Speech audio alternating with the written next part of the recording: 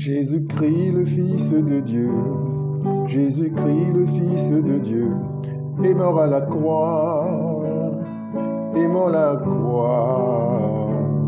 Jésus-Christ, le Fils de Dieu, Jésus-Christ, le Fils de Dieu, est mort à la croix. Voilà, bonjour frères et sœurs, Jean-Marc Bali, serviteur de l'Éternel. Je viens devant vous pour une nouvelle vidéo. Aujourd'hui, on va parler d'un sujet qui s'appelle Jésus-Christ, soleil de justice. Jésus-Christ, le soleil de justice. Voilà. Alors, on va prier, puis on va entrer dans le sujet. Merci Seigneur. Père, je te rends grâce, je te bénis. Je te rends grâce, Seigneur, pour le Christ. Je rends grâce au Père éternel pour le Christ qu'il a donné aux hommes. Le Christ qui amène la justification aux hommes. Seigneur, tu es le plus aimant de tous les pères. Tu es le plus grand de tous. Je bénis le Tout-Puissant, l'Éternel, le seul Adonai, le seul Elohim. Je bénis l'Éternel, tu es le Tout-Puissant, tu es le Seigneur. Tu es le Père de notre Seigneur Jésus-Christ. Tu es le Père de tous. Tu es le seul Dieu. Tu es unique. Pour l'éternité des éternités, tu es Dieu. Je rends grâce au Seigneur. Merci Seigneur. Amen. Je prends autorité sur tout esprit impur, tout esprit qui ne confesse pas Jésus-Christ et qui veut intervenir dans cette prédication ou agir d'une manière ou d'une autre. Je vous commande de ne pas intervenir, de ne pas vous manifester d'une manière ou d'une autre. Au nom puissant de Jésus-Christ, le Fils unique de Dieu. Merci Seigneur. Amen. Alors aujourd'hui, on va parler de Jésus-Christ, le soleil de justice. Soleil de justice. Alors, soleil de justice dans le sens où Jésus-Christ amène la justification. Il produit la justice. Il crée la justice, n'est-ce pas? Ceux qui ne sont pas justifiés ont besoin de Jésus-Christ pour être justifiés. La justification, n'est-ce pas, vient de Jésus-Christ. Ça ne vient pas de nous-mêmes. Ce n'est pas avec nos mérites qu'on va se dire qu'on est justifié. Certains peuvent le croire, beaucoup le croient même, mais la vraie justification, c'est-à-dire celle qui est reconnue par le Père, vient de Jésus-Christ, n'est-ce pas? Alors on va, comme d'habitude, explorer un peu la parole de Dieu, puisqu'on ne peut rien faire sans avoir des bases sur ce que Dieu a dit, sur la parole de Dieu. Il ne s'agit pas simplement d'exprimer son point de vue, il s'agit, n'est-ce pas, de coller à ce que l'Éternel a dit. Et donc on va explorer la parole de Dieu et voir quels sont les fondements, les propos qui seront tenus dans le cadre de ce message. Voilà. Donc j'ai pris pour ce message le livre de Malachie. Malachie, donc au chapitre 3, verset 20. Il est écrit « Mais pour vous qui craignez mon nom, le soleil de justice se lèvera, et la guérison sera dans ses rayons. Vous sortirez en bondissant comme les veaux d'une étable. » Amen, je reprends ce verset. Malachie, chapitre 3, verset 20, il est écrit « Mais pour vous qui craignez mon nom, le soleil de justice se lèvera, et la guérison sera dans ses rayons. Vous sortirez en bondissant comme les veaux d'une étable. » Voilà. Merci Seigneur. Donc dans ce passage, Jésus est clairement comparé à un soleil de justice, n'est-ce pas? Donc je veux faire une restriction ici. Si vous avez des gens qui adorent le soleil, vous avez des gens qui, pour toutes sortes de raisons, adorent le soleil ou adorent les astres ou adorent, comment dirais-je, les astres, ce que le Seigneur a appelé dans sa parole, les luminaires, n'est-ce pas, qui ont été posés dans ce qu'on appelle l'étendue. Voilà. C'est pas de ça qu'il s'agit ici, absolument pas. Il s'agit vraiment de considérer le Christ d'un autre point de vue, du point de vue de celui qui amène la justification. Et quand on dit soleil, la caractéristique du soleil, c'est d'avoir des effets absolument partout dans les trois dimensions. Si vous prenez un soleil Mathématiquement, c'est une sphère. Et donc, le rayonnement part dans tous les sens, dans les 3 dimensions. Vous voyez ? Donc, ça veut dire que le Christ, il peut toucher tout le monde. Donc, le Christ, on va dire, c'est un soleil spirituel, n'est-ce pas ? Et qui amène la justification. La justification, c'est-à-dire, moi, je suis coupable, je suis condamnable, mais le fait que le Christ vienne dans ma vie, ça m'amène la justification. Vous voyez ? Donc, c'est pas quelque chose à négliger. On a besoin de ça, tous ceux qui veulent entrer dans le royaume, qui veulent se mettre en accord avec Dieu, ne pourront le faire que dans la mesure où ils sont justifiés. Et pour être justifié, on ne peut pas le faire avec ses propres capacités. On ne peut être justifié que par le Christ, n'est-ce pas ? Alors, voilà. Alors, ceux qui ne sont pas justifiés sont sous les jugements du Père. Donc, frères et sœurs, il faut bien comprendre que le Père, il émet des jugements. C'est un juge aussi. Je parle du Père de notre Seigneur Jésus-Christ, c'est aussi un juge, et il a instauré la loi. Donc, ceux qui ne sont pas en Jésus-Christ, ceux qui ne veulent pas de Jésus-Christ, ils sont sous la loi. Ils sont sous la loi, ça veut dire, si vous lisez l'Ancien Testament, vous allez voir tout ce qui est prévu en cas de transgression de loi, et ce qui est prévu justement pour pouvoir réparer la faute qu'on a faite. Mais l'apôtre Paul, enfin, dans le livre des Hébreux, il nous a dit clairement que tous les sacrifices qui étaient faits, les sacrifices d'animaux, en fait, ça ne peut pas effacer les péchés. Ça ne peut pas effacer les péchés, les sacrifices d'animaux. Je sacrifie un animal qui est un être qui m'est inférieur, la valeur que ça va produire ne peut pas effacer la faute que j'ai commise moi, qui suis un être supérieur à un animal. Vous voyez, c'est pas très compliqué à comprendre. Hein. Si vous prenez 3 niveaux, vous prenez le Christ, vous prenez les disciples de Jésus-Christ, ceux qui sont dans l'Église, et puis vous prenez les animaux. Une vue comme ça, un peu caricaturale, mais un animal ne peut pas effacer les fautes de quelqu'un qui est au-dessus de lui. Il ne peut pas effacer les fautes d'un homme. D'accord ? Et un homme ne peut pas effacer ses propres fautes. Il ne peut pas utiliser un animal, n'est-ce pas, pour ça.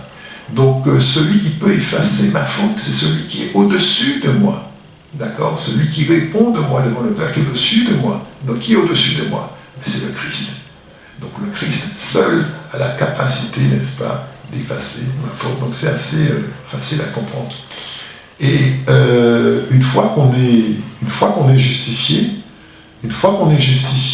comme cela, c'est-à-dire que le Christ vient dans ma vie et que j'accepte le Christ, eh bien, c'est les jugements du Père qui s'arrêtent. Les jugements du Père qui s'arrêtent. Donc c'est vrai qu'on peut se dire que Dieu est bon, c'est vrai, Dieu est bon. S'il n'était pas bon, il n'aurait pas envoyé son Fils mourir à la croix pour nous, des coupables. Il est bon, ça c'est obligé de le dire.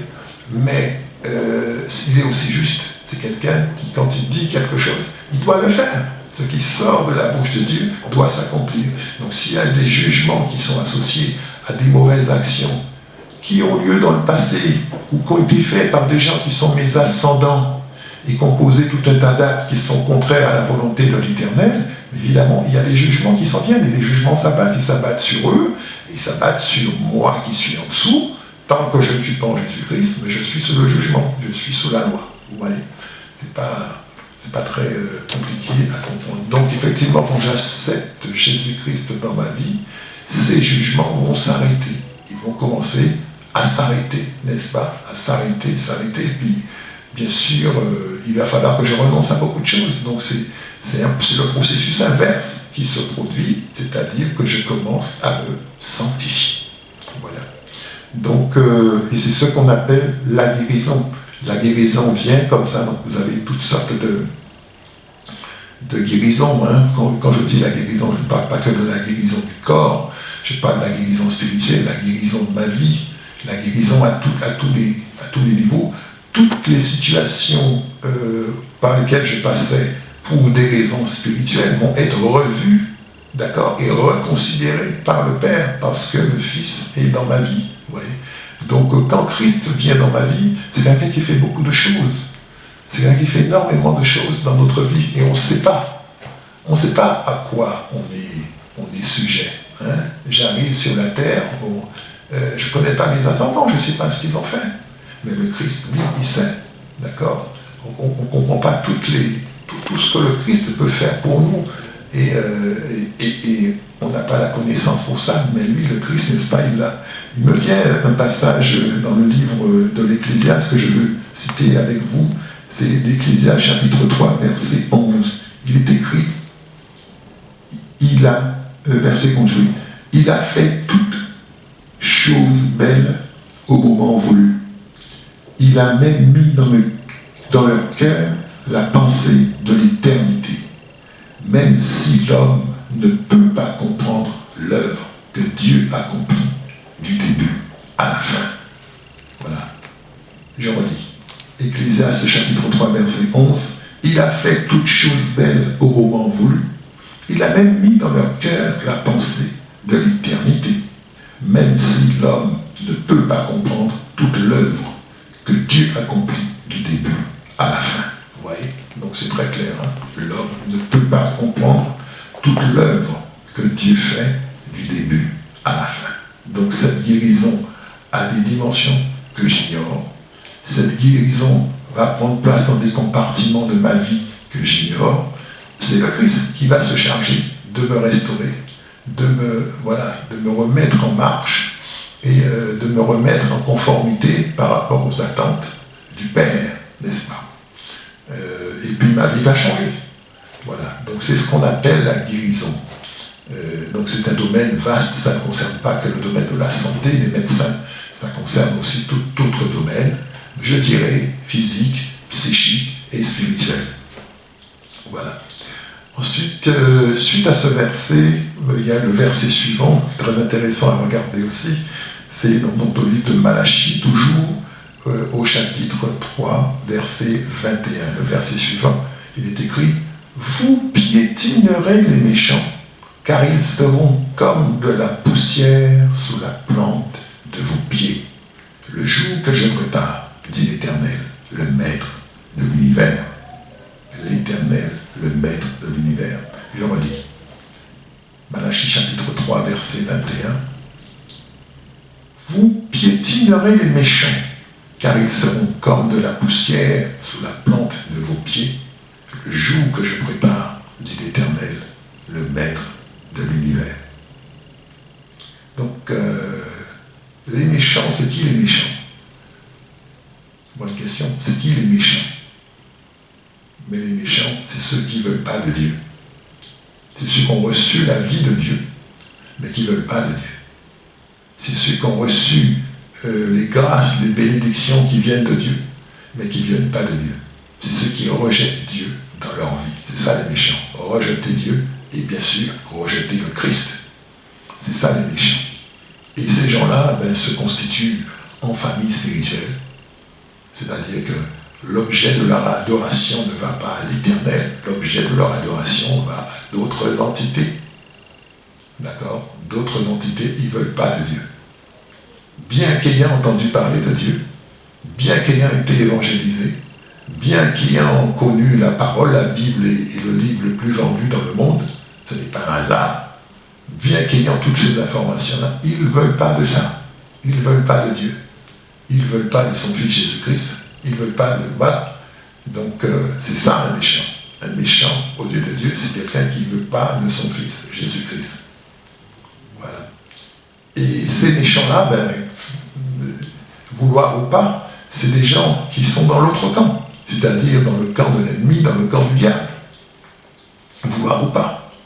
Alors, qu'est-ce qu'ils font, ces méchants? Ils attaquent les enfants de Dieu. Ils persécutent l'Église de Jésus-Christ. Ils veulent instaurer l'adoration à leur Dieu. Vous voyez? Ils veulent changer, comment dirais-je, tout l'honneur, toute la valeur, la reconnaissance qui est vers Dieu et son Fils Jésus-Christ. Voilà, ils veulent que ça aille vers leur Dieu. Donc ils veulent dévier l'humanité de Dieu et changer l'humanité, les emmener vers un autre chemin, les emmener vers la perdition, n'est-ce pas? Voilà, c'est ça un méchant. Donc il est écrit, donc c'est des gens à qui on a affaire, qu'on le sache ou qu'on ne le sache pas. C'est des gens à qui on a affaire, c'est des gens qui ne sont pas neutres spirituellement. C'est des gens qui ont un parti pris. Et du moment que vous refusez l'éternel, vous vous positionnez. Vouloir ou pas, on peut pas. Il n'y a pas de milieu, hein, où on est pour ou on est contre. Voilà, le Seigneur dit dans sa parole, celui qui n'est pas contre nous est pour nous. Ça veut dire, on ne peut pas être au milieu et dire je suis neutre. Non, ça n'existe pas. Celui qui est pour, celui qui n'est pas contre, c'est qu'il est pour. Celui qui n'est pas pour, c'est qu'il est contre. Il n'y a pas d'autre possibilité. Je dis ça de temps en temps parce que, effectivement, ça jure un peu avec les croyances qu'on peut avoir en se disant, voilà, bon, je suis au milieu, voilà, un peu, entre guillemets, la Suisse spirituelle. Ça n'existe pas. Ça n'existe pas. Les gens qui sont pour ou les gens qui sont contre sont opposés. Il n'y a pas d'autre camp. D'accord? Voilà. Alors, donc, il dit, vous foulerez, vous piétinerez les méchants, car ils seront comme de la poussière sous la plante de vos pieds. D'accord? Donc, ça veut dire la victoire sur les méchants, la victoire pour ceux qui s'opposent à l'Église de Jésus-Christ, la victoire sur ceux qui sont contre Dieu, tous ceux qui sont anti-Dieu, et ce combat spirituel qui se mène en secret sans dire son nom, la victoire contre ceux qui s'opposent à l'Éternel, n'est-ce pas? Alors, il est dit aussi que cette victoire, elle est préparée, parce que ce n'est pas notre victoire, très honnêtement. On ne fait rien comme ça par soi-même. C'est l'Éternel qui prépare la victoire, c'est l'Éternel qui donne la victoire, et la gloire doit revenir, n'est-ce pas, à l'Éternel, n'est-ce pas? Si je fais des choses par moi-même, c'est pas bon. Donc vous voyez bien à la fin du verset, il est écrit « Le jour que je prépare ». Donc cette victoire aura lieu à un moment décidé par l'Éternel. Le temps, n'est-ce pas, appartient à Dieu. Donc à un moment décidé par l'Éternel, cette victoire va se faire, va se manifester, et c'est l'Éternel qui sera glorifié. Voilà comment les enfants de Dieu vont mener la guerre et s'en sortir contre les méchants. Vous voyez? Donc c'est très bien. Donc, cette situation est une post-étape par rapport à l'étape précédente qui est la guérison. Donc on ne peut pas combattre, on ne peut pas être victorieux si on n'est pas guéri, si on n'est pas en Christ, n'est-ce pas? Si nos péchés sont pas, la question de nos péchés n'est pas traitée, vous voyez? Donc le combat spirituel, c'est quelque chose qui existe, qu'on soit déjà en bonne posture vis-à-vis de l'Éternel, vous voyez, puisque ce combat contre les méchants, ça vient après. Vous voyez? Voilà. Donc c'est très très important. Alors le monde des ténèbres, il travaille effectivement, ils connaissent ces choses-là, c'est des gens qui étudient la parole et qui effectivement essaient de trouver des failles pour mener les enfants de Dieu vers la désobéissance, les pousser à la faute, n'est-ce pas? Et une fois qu'ils ont réussi à pousser un enfant de Dieu à la faute, qu'est-ce qu'ils font? Ils l'accusent.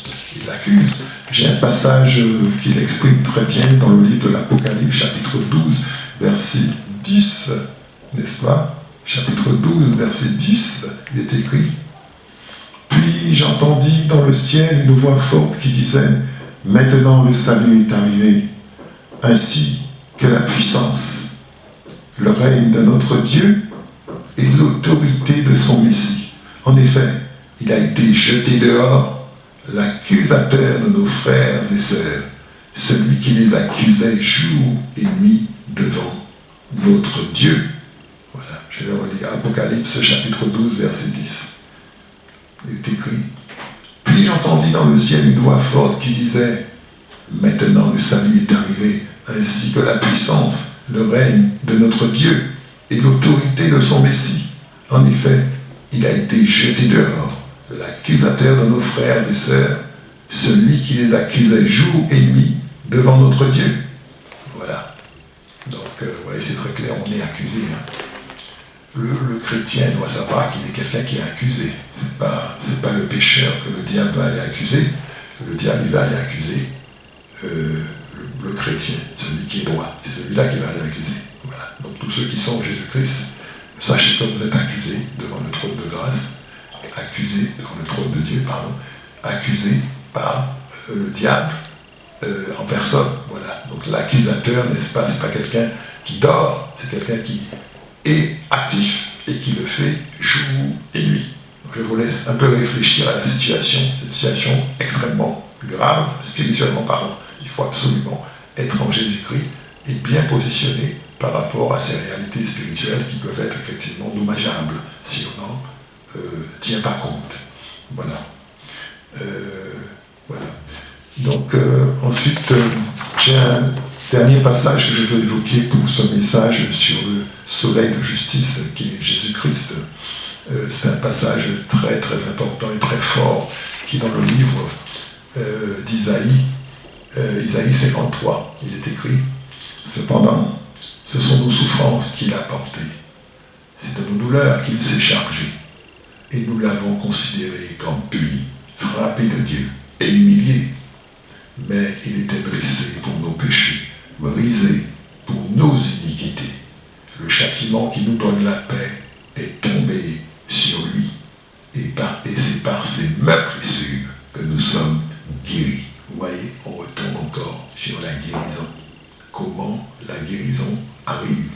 Voilà, ici on parle du Christ, on parle de la croix, on parle de tout ce par quoi il a dû passer pour qu'on en arrive à être guéri. Je relis Isaïe 53 à partir du verset 4. Cependant, ce sont nos souffrances qu'il a portées, c'est de nos douleurs qu'il s'est chargé. Et nous l'avons considéré comme puni, frappé de Dieu et humilié. Mais il était blessé pour nos péchés, brisé pour nos iniquités. Le châtiment qui nous donne la paix est tombé sur lui. Et c'est par ses meurtrissures que nous sommes guéris. Vous voyez? Voilà. Donc vous voyez comment la guérison vient. Jésus, c'est quelqu'un qui a accepté volontairement et surtout par obéissance au Père. Parce que le plan du salut, c'est le plan du Père, celui qui le met en exécution. J'allais dire le chef de projet. C'est le Christ. C'est lui qui fait les choses, mais celui qui a donné l'ordre et qui initie les choses, c'est le Père. Donc le Père a initié les choses et le Christ obéit au Père. Et la croix, c'est aussi un acte d'obéissance extrême. Obéir jusqu'à mourir. Vous voyez, quelqu'un qui obéit jusqu'à mourir à la croix. Donc le Christ, c'est pas n'importe qui. Personne ne va prendre ma place quand il s'agira de mourir. Personne ne fera ça. Et c'est pas même les gens proches, les gens qui vous disent je t'aime, qui vous disent cela. Personne ne fera ça. Prendre ma place au moment de mourir, au moment de payer pour mes fautes. Non.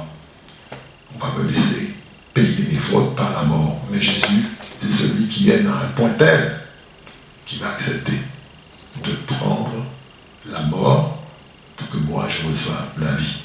C'est valable pour moi, c'est valable pour vous, c'est valable pour tous ceux qui ont accepté Jésus-Christ. Voilà. Donc mon péché, le poids de mon péché est tel, comme je le disais, je ne peux pas le réparer moi-même. Il faut que ce soit un autre qui le répare. C'est les mérites d'un autre qui va réparer mon péché. C'est les mérites du Christ. Vous voyez, parce qu'il est supérieur à moi. Voilà, je ne peux pas régler les choses que j'ai faites. Il faut que ce soit quelqu'un de supérieur à moi qui vienne et qui répare les choses que j'ai faites. C'est voilà, on revient. Donc vous avez des doctrines autres, notamment, je me souviens très longtemps, j'étais dans les classes du collège il y a très longtemps, j'étais en Guadeloupe, et on avait commencé à nous apprendre un petit peu d'égyptologie. Et dans l'égyptologie, vous avez un principe qui est celui de la balance. On vous explique que le bien et le mal, il faut qu'ils s'équilibrent. Donc on vous montre une balance, n'est-ce pas? Il y a un dieu à côté, je ne sais plus lequel, un dieu égyptien. Et moi j'ai appris ça il y a très longtemps. Et on vous explique effectivement, voilà, donc on pèse le bien, on pèse le mal, et c'est celui qui pèse le plus lourd qui va, n'est-ce pas? C'est pas du tout ça. Ce sont des fausses doctrines. La vraie doctrine, c'est que mon mal, je ne peux pas le réparer moi-même. Il faut que ce soit quelqu'un qui est supérieur à moi, qui puisse le réparer. Voilà. Et le sang de Jésus, c'est le prix qu'il faut payer pour réparer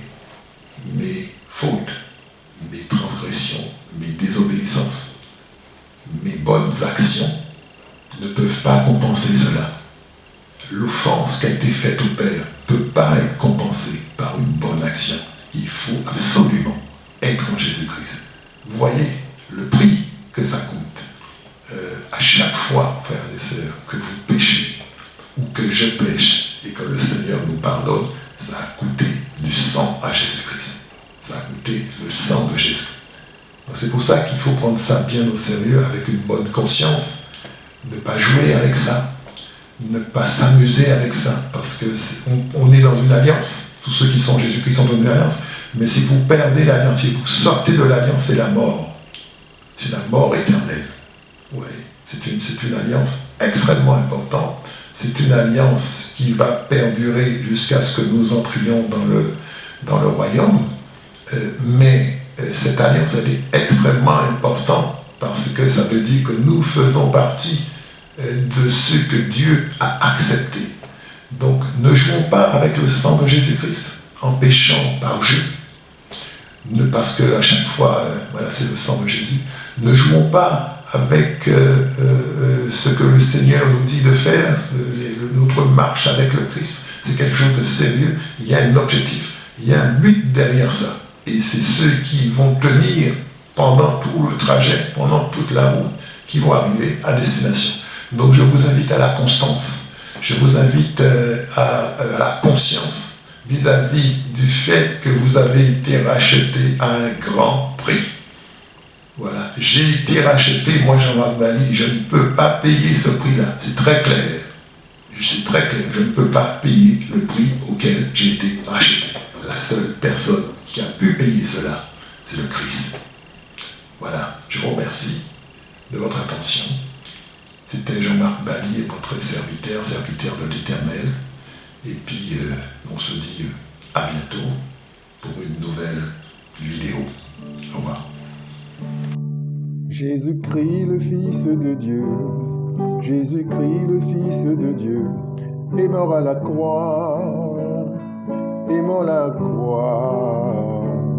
Jésus-Christ, le Fils de Dieu, Jésus-Christ, le Fils de Dieu, est mort à la croix, est mort à la croix. Il a sauvé mon âme, mes transgressions sont effacées. Il a sauvé mon âme, je suis réconcilié avec Dieu. Il a sauvé mon âme, mes transgressions sont effacées. Il a sauvé mon âme, je suis réconcilié avec Dieu. Jésus-Christ, le Fils de Dieu.